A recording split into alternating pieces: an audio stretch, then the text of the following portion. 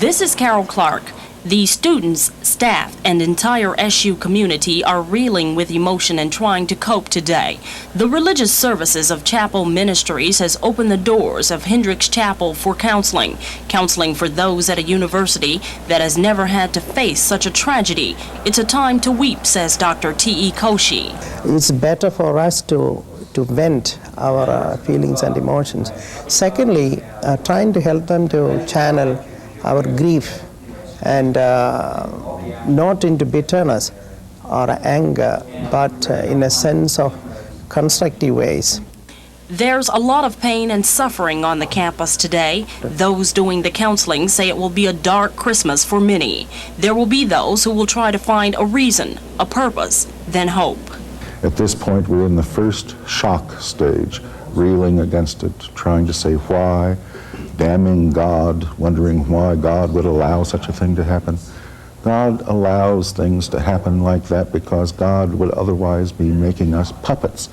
Volunteers at Hope for Bereaved, a nonprofit organization, spent the afternoon gathering materials, pamphlets, and books to take over to Hendricks Chapel for the students. It's feared reality will hit when the students return from break, and they'll need help. Definitely to find some support, and I would say when you read about it, understand the grief that they're experiencing. Find someone to talk with, whether it's a group of friends or a counselor, but definitely not to push it down and ignore it and avoid it, because it's going to be there. The university issued a letter to faculty today in regards to final exams. With the stress, it says, students will be allowed to take incompletes and in some cases retake exams. Campus religious leaders say students should work on becoming loving and compassionate individuals right now and bring out the best in others. That's the only positive, they say, that could possibly come from a horrible tragedy like this one. Carol Clark, Newscenter 5. And the rest of the Syracuse area also mourn this terrible loss. As Newscenter 5's Lynn Houston reports, there was sadness everywhere.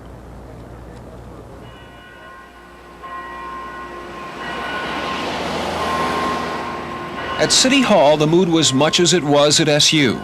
Flags here and at the nearby State Tower building were kept at half-staff.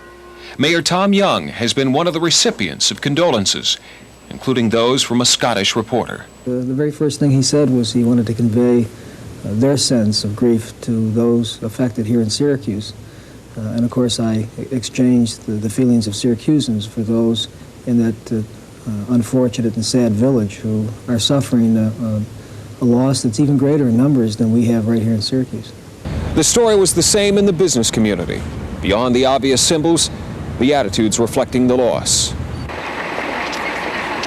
It was busy on M Street during the lunch hours, but you could feel it in the air. The shop owners could see it.